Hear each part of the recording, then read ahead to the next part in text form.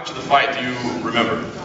That's funny because afterward I was talking to my coaches and I was like, so what was that, like the end of the second round?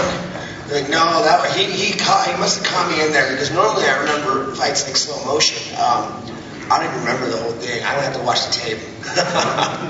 And emotionally, how do you feel? I mean, this has got to be a pretty special time in your career. I mean, back-to-back bonuses, 2 weeks apart. Overwhelmed.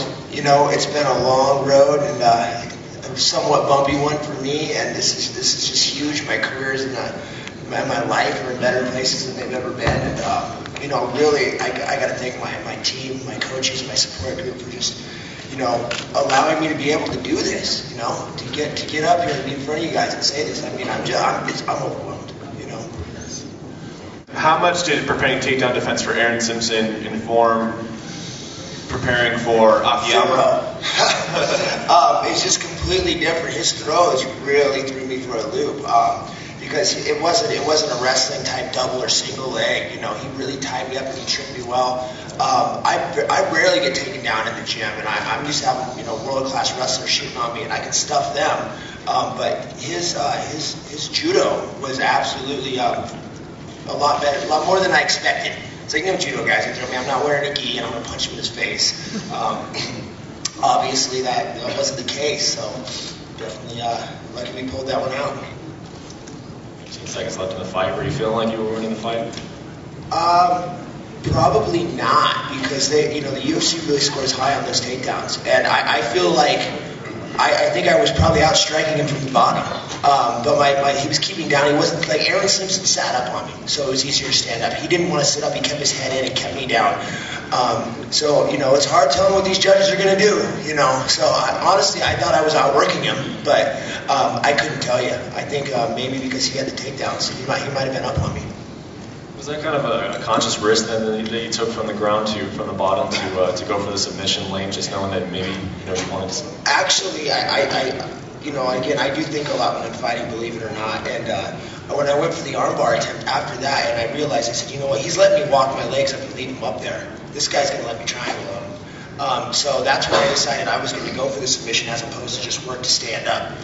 I heard my corner, sorry guys, I love you. They were yelling, stand up, stand up, stand up. But I knew that submission was there because he was letting me set it up.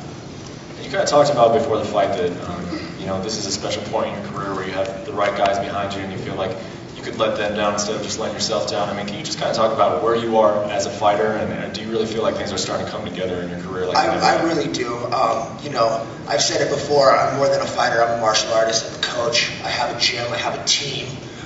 This is one of my students right here in the front row, and martial arts is my life. MMA is my life. I love watching people grow, and for me, it's different. It's not about proving that I'm tough anymore. Now it's about inspiring the guys at my gym, the people I train with, and obviously, they say we get older, we get wiser. I think I'm getting a little lazier, so I try to stay in a little better shape and try to live a little cleaner life, and it's a lot of hard work. You guys know I've fucked up before, but I'm trying to walk the line. One for Chris. You talk about entertaining, Leben, entertaining the fans. Really, I think it was after the second round, and then when you won it, the crowd, that was a superstar reaction. What'd I do?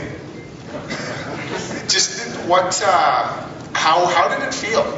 A simple question, but that reaction you got from... it's funny because Joe will say the same thing after a fight. He'll be like, halfway through the second round, he came with this and you countered with this. I don't remember. I wish I could tell. I mean, it's so overwhelming. We train our whole lives. I mean, I can't even tell you. I lay in bed last night and cried because I want to win so bad. I don't want to let my coaches and my corner down so much. And everybody that's put so much into me. The emotion afterward is just, it's mind-boggling. I can't explain it.